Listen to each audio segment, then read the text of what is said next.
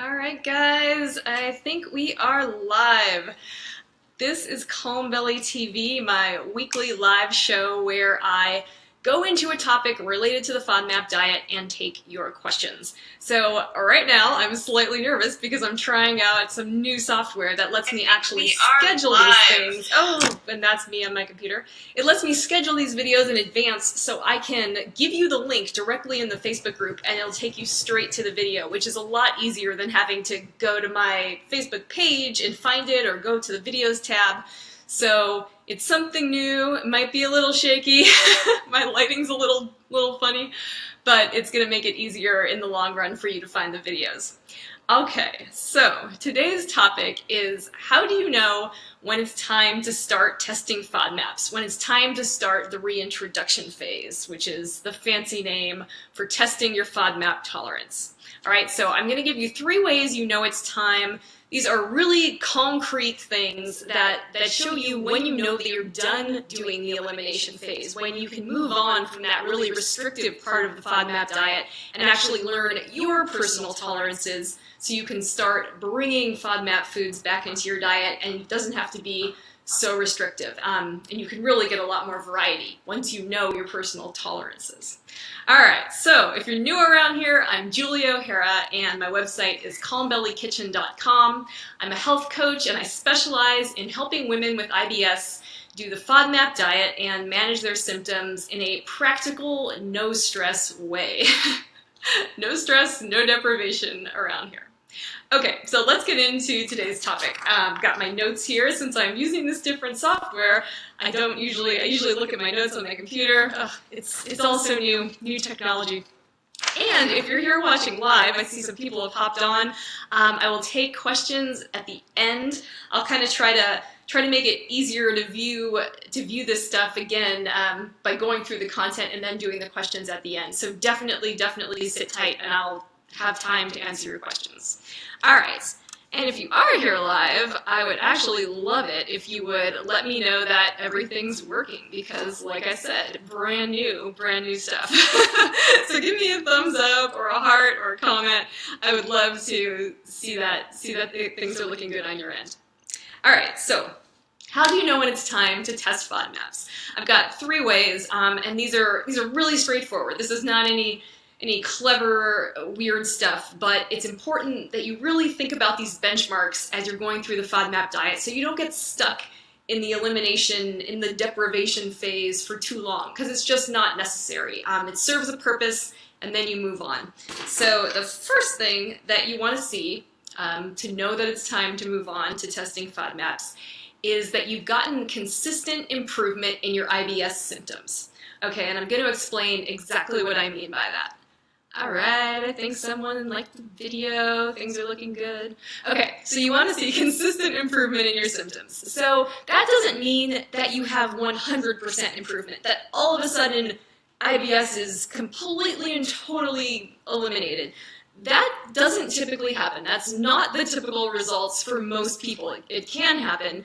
You typically are going to see maybe 75% improvement in your symptoms. That is really common and it's also really wonderful. And as someone who's experienced that, I can vouch for it. So anywhere from 75 to 85% improvement is amazing.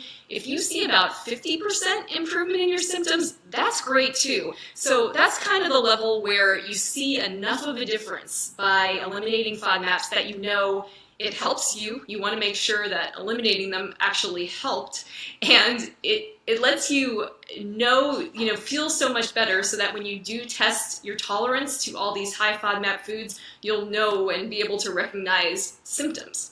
So that's number 1. You want to see consistent improvement. And then over time, so consistency, it's that, 50 to 75 to 85% improvement in your symptoms over a few weeks. This doesn't have to go on for months and months and months, but if you do the elimination phase for anywhere from 6 to 8 weeks, you see that consistent improvement, pretty constant over a good 4-week period. Sometimes it takes 4 weeks to sort of iron things out, and then you get more consistent. Okay, so number 2 way that you know when it's time to reintroduce FODMAPs. Gotta look at my notes, feeling nervous. Okay, So number 2 is that you've identified and learned how to manage the other factors that influence your digestion. I love to talk about other factors, and what is the biggest one? Stress. But there are so many others. Other things that can be going on in your body, in your life, that can influence your digestion. So the big example is stress, your hormones, your hormone levels throughout the month, the amount of exercise you do, the amount of food you eat, the overall volume of food, right? That can make a big difference in how your belly feels. If you're eating a huge meal, even if it's all low FODMAP, that's still going to be harder on your digestion. Another example would be the timing of your food. Some people during the elimination phase learn that they feel a lot better when they eat a lighter meal in the evening or in the morning. You know, it's different for everybody. How fast you eat, all these little things. And this is, in my opinion, the great gift of the elimination phase. You become so aware of your body in a way that most people aren't, and it's a really great thing because you start to understand how all these other factors affect you, and a lot of them are really easy to correct. So for example, you eat more small meals if larger meals are a problem. You know, that's just one example. So that's your second thing that you want to look for when it's time to start the reintroduction phase. That you've recognized all the other ways that other things in your life, that stress and hormones and eating habits, how all these things affect you, and you've made modifications or you've learned how to manage them so that your symptoms are totally unaffected by all these other factors. Because that's the goal when you're actually doing the reintroduction phase. You want to make sure that your IBS symptoms are as controlled as you could possibly get them. So like I said in number 1, that doesn't mean they're perfect, but they're as under control as they can be so you can recognize those reactions to those high FODMAP foods that you're testing. All right.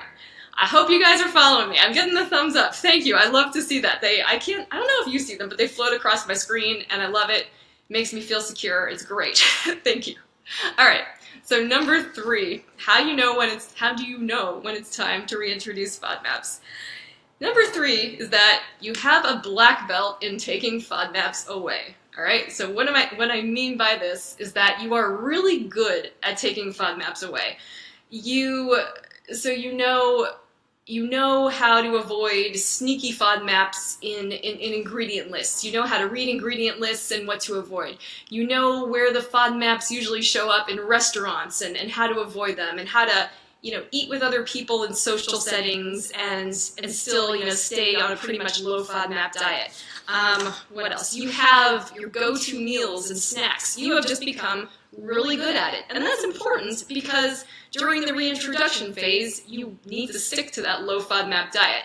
You want to make sure your symptoms are in control so you can recognize those reactions to the high FODMAP foods. So that's number 3.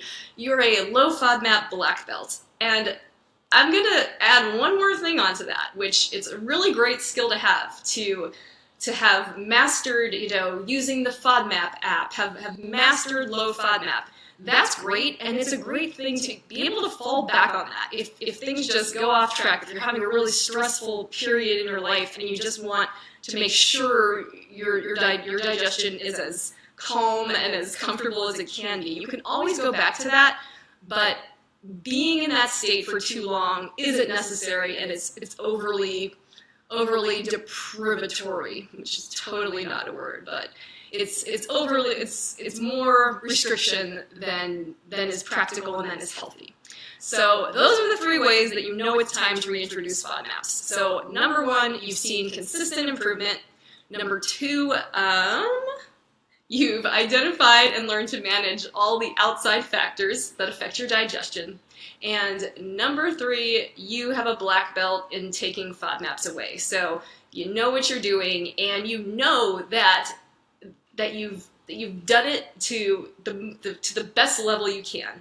And that's important because you need to understand what your body feels like without FODMAPs, with maximum symptom control. Again, all to serve the purpose of testing them so you can really learn your personal tolerances. Because none of this is any good until you know what your tolerances are to high FODMAP foods. There are going to be so many foods that you can bring back. I mean, if you think you'll never eat onion and garlic again, you're wrong.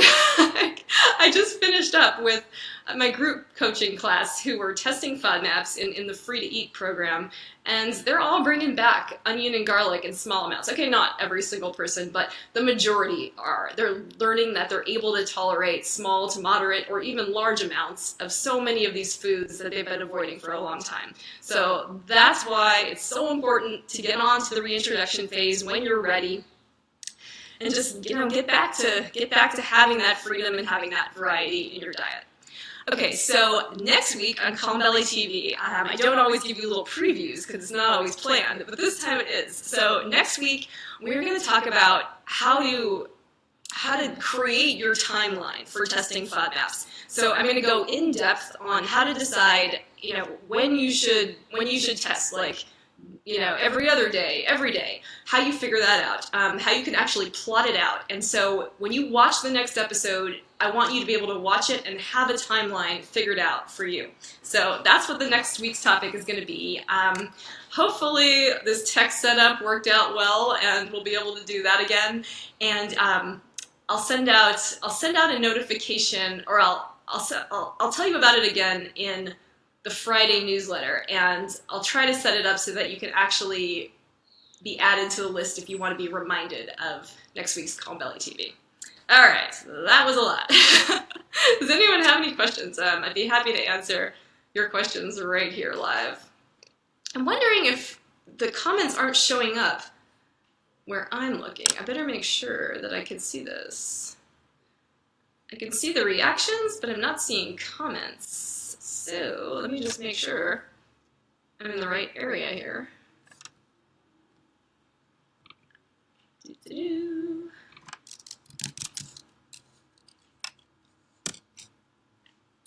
All right.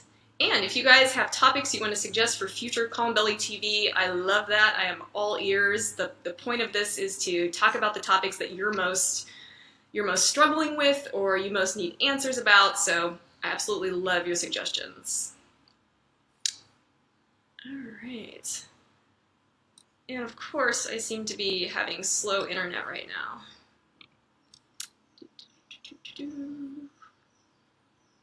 Okay, the comments are here. So Vanessa, hi Vanessa.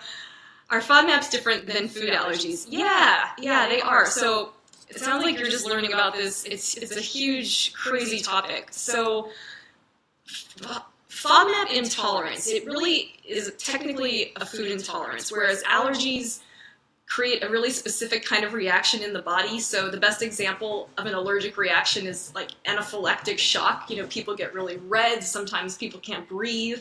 So those kind of reactions, they're not always that severe, but that's what happens when you have an actual allergy. With FODMAPs, it's an intolerance, and it doesn't mean it's better or easier, but it's different, and it causes symptoms, the symptoms of IBS typically. So if you know you have IBS, you're probably intolerant to FODMAPs. And so you take all those high FODMAP foods out of your diet to make sure that that's really the case. You kind of confirm that FODMAPs are your issue, and then you can kind of go on and learn to manage your symptoms by understanding what's actually causing them.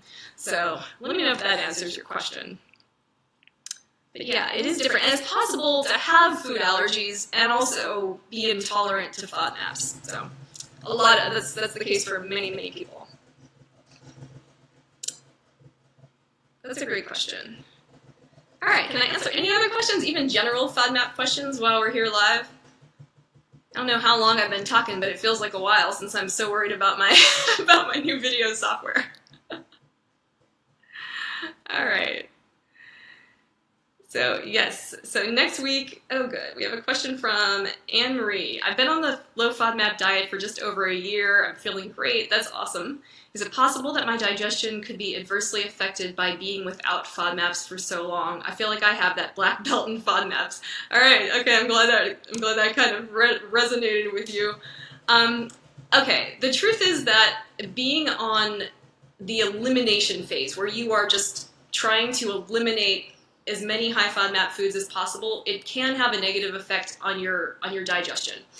The reason for that is that a lot of high FODMAP foods are high in prebiotic fiber. So that's different than probiotics. Prebiotics serve as the food for all that good bacteria in your gut. So wheat products, a lot of vegetables and fruits are high in this prebiotic fiber. So on the low FODMAP diet, you often drastically reduce your intake of those foods. And so you might